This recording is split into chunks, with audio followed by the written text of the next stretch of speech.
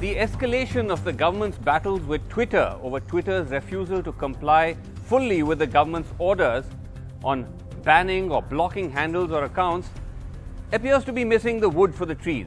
On the face of it, we have a government aggrieved that a social media giant is not taking down insightful content.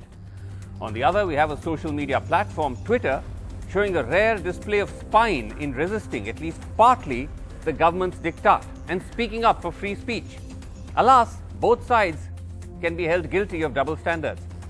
Social media platforms actually repeatedly fall short of regulating hate and misinformation on their platforms, all the more when it comes to the regime of the day.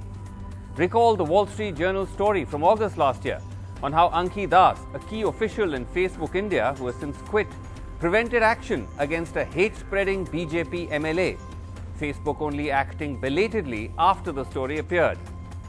Then there's a Alt News piece from October last year reported on how most of Facebook's fact-checking partners in India fall short of fact-checking BJP-led misinformation.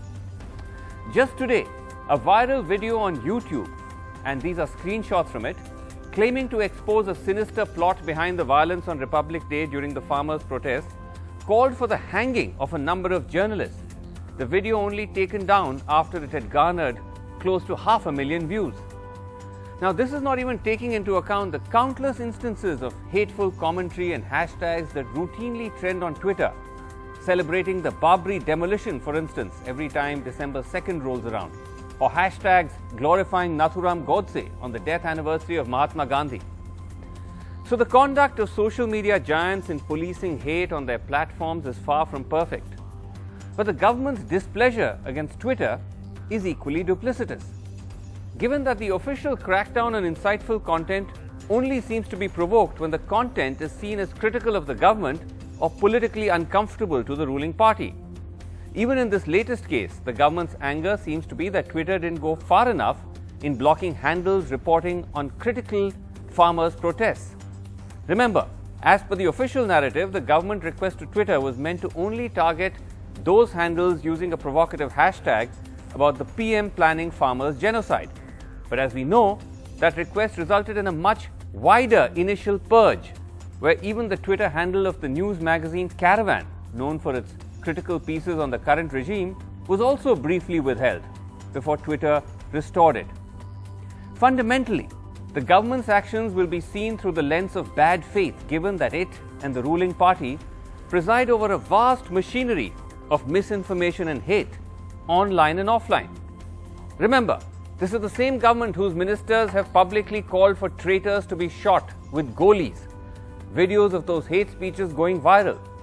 Did the government call for those videos to be taken down or for action against the hate mongers? This Alt News piece cites multiple instances to make the case that the head of the ruling party's IT cell is a ringmaster of propaganda in misinformation, regularly pushing out or amplifying fake news, often insightful communal fake news.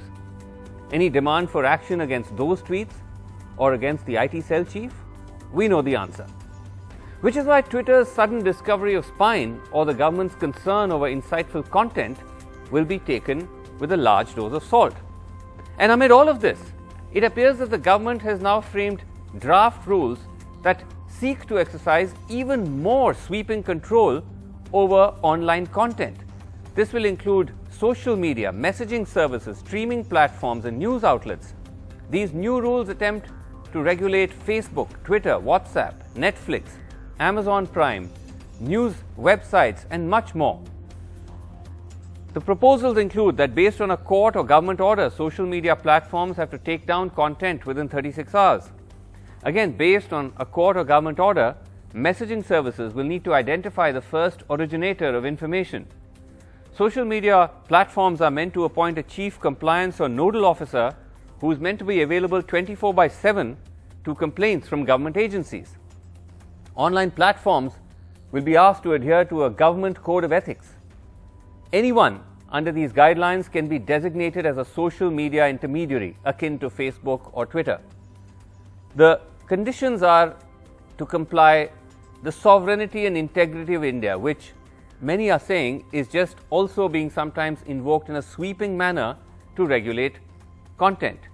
These new rules advocate for self-regulation, but there is a question about whether that's the real intent, or is it to further extend the government's ambit of control into even those areas of online content which have so far hitherto been unpoliced.